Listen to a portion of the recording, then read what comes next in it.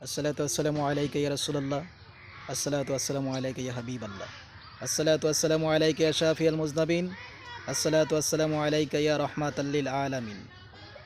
প্রিয় আশেকান জাকেরান, পীর ভাই মুহিব্বিন, সকল ধর্মপ্রাণ মুসলমান, আপনারা ইদানিং দেখতেছেন আমি মাওলানা আব্দুল কাদের রোশনী আল কাদরি আপনাদের সম্মুখে ভিডিওগুলো প্রচার করছি। কেন করছি? আমি দেখতে পাচ্ছি এই আমরা বক্তা যারা আছি, পীর মাশায়েখ যারা আমরা আছি, আমরা অনেক সময় অনেকে মঞ্চ ময়দানে ওয়াজ করি, আমরা মাহফিল পড়াই, মাহফিল করি, বক্তব্য রাখি। তো সেই বক্তব্যগুলোতে অনেক সময় দেখা যাচ্ছে আমরা 1 ঘন্টা 1.5 ঘন্টা আলোচনা করি, কিন্তু সেই আলোচনা অনেকেই অ্যাটেন্ড থাকতে পারে না, ঠিকভাবে মনোযোগ দিতে পারে না, বা অনেকে ওয়াজ মাহফিলে আসে না।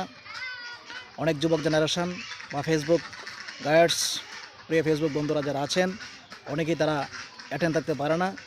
আর আমি সেই 1 ঘন্টা বা 1.5 ঘন্টার আলোচনাগুলো বা 2 ঘন্টার আলোচনাগুলো আমি চেষ্টা করি 10 মিনিটের মধ্যে একটা সারমর্ম তৈরি করে, একটা সামারি তৈরি করে আপনাদেরকে উপহার দেওয়ার জন্য। যেমন আমি এই গত শুক্রবার যে আলোচনা করছি, জুমার আলোচনা, এই মাসটা হলো পবিত্র শাবান মাস। এই শাবান মাসের আমি আলোচনা করেছি প্রায় 1 ঘন্টা প্লাস আলোচনা করেছি। জুমার আলোচনা, জুমার খুতবাই আলোচনা আমি 1 ঘন্টা প্লাস আলোচনা করেছি। আচ্ছা, আপনারা বলুন, এই 1 ঘন্টা বা 1 ঘন্টা 1.5 ঘন্টা আলোচনা করলাম, এই 1.5 ঘন্টা আলোচনা যারা একেবারে প্রেজেন্টলি হইয়া উপস্থিত হয়ে যারা শুনতে পারছে বা শুনছে, তারা হয়তো বা কিছুটা উপকৃত হয়েছে, বুঝছি। এখন ওয়াজের ভাষায় যখন কণ্ঠ দিয়ে কথা বলি, যখন সুর দিয়ে কথা বলি, তখন হয়তোবা এই যারা পুরোপুরি আমার দিকে ফলো থাকে, মনোযোগ করে, তারা হয়তো বুঝতে পারে। আর যারা মনে করেন যে মনোযোগ দেয় না বা উপস্থিত থাকে না, তারা তো আর সেটা বুঝে না, বুঝতে পারে না। তাহলে আমি সেই 1.5 ঘন্টা আলোচনাকে, 1 ঘন্টার আলোচনাকে আমি চেষ্টা করি 5 মিনিটে এটাকে একটা সামারি তৈরি করে এবং একটা রিলস তৈরি করে আপনাদেরকে সুন্দর একটা উপহার দেওয়ার জন্য।